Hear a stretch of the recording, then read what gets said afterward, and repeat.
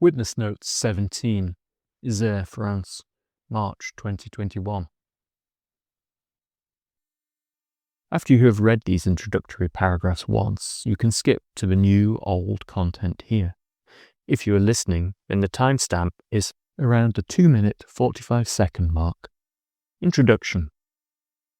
The word settled to me carries connotations I am keen to avoid. I have never felt settled, or perhaps I cannot recall a time I felt settled. I do not feel settled now, writing this, and I've lived in the same house for 3.5 years. Without even discussing the obvious issues of colonisation, I just don't feel like I could or should settle. Better to keep my constituent parts shook up, agitated perhaps, rather than separating and stagnant. Instead, I feel as though I have been travelling for years, maybe because I have not lived in my home nation of Scotland for 8.5 years. Perhaps because I know I won't stay here forever, or maybe because I carry that concept of home in a way which differs from many. More precisely, I still think of myself as a slow traveller, globally feral. Recently, I've been revisiting places through the photographs and words I recorded when my feet crossed their soil. This is a way of reminding myself of where I have been, not just in space and time, but in mind too. It is a wonderful thing to come out of below and rediscover myself through words I crafted, through the lens of a camera, when memory has wandered in the fog for too long. Thank you, past me.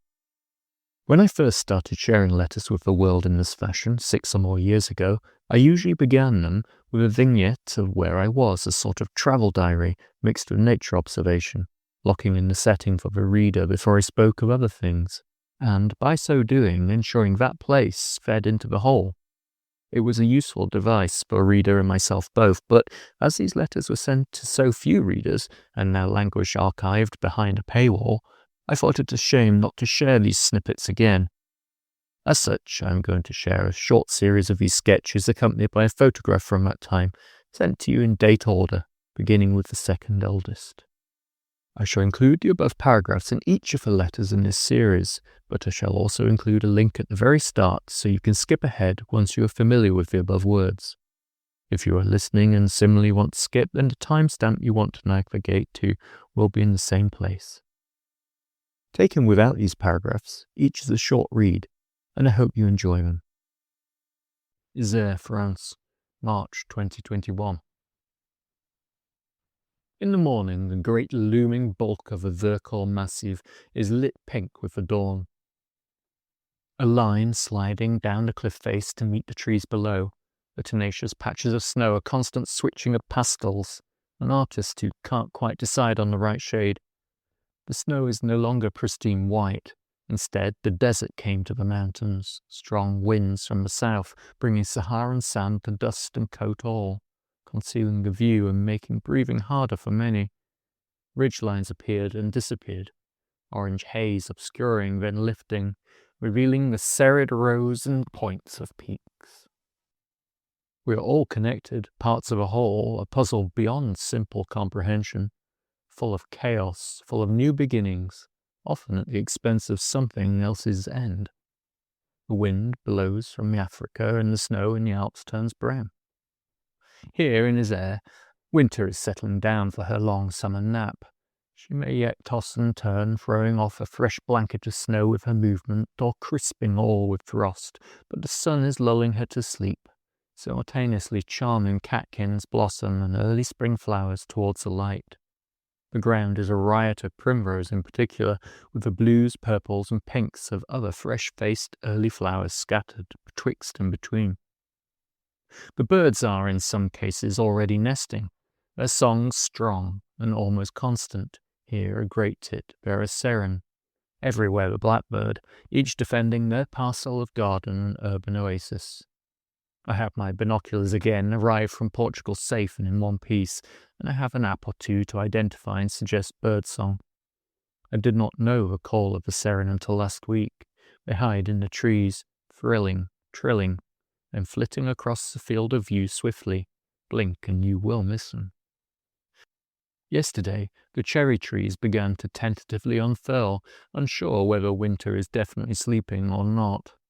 With luck she is. Some years, I am told, they get it wrong, and all the fruit is frost-murdered, long before it gets a chance to properly form. In the recent winds, clouds of pollen were shaken loose from the Italian cypress, so thick and dense that I initially thought it was smoke. I am very glad I no longer suffer from serious hay fever. The sharp, acid green leaves of the very first deciduous trees punctuate the woodlands, arriving in one day, unfurling their flag and claiming this early spring sun for their own. In the evening, before the sun slips behind the Vercors, she backlights the catkins on the hazel and especially the aspen. They shimmer and dance, a host of wriggling silvery caterpillars, each a sparkle with promise. Then, suddenly, the sun has gone and the temperature begins to drop fast. These mountains, where the plates of Eurasia and Africa meet, divide the weather of Europe into the wetter north and drier south.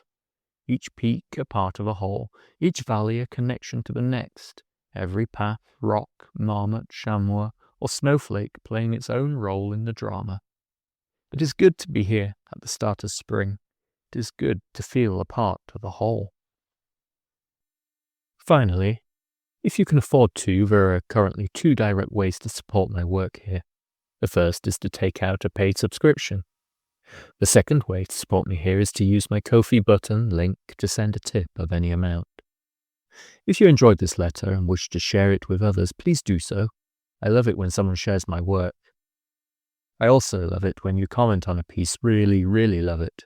Although I always read and appreciate these comments, during 2025 I was not as good at responding as quickly as I would like, but seeing as my word of the year for 2026 is communication, I like to think that will soon change. Finally, many thanks for reading. I truly appreciate each and every one of you who does.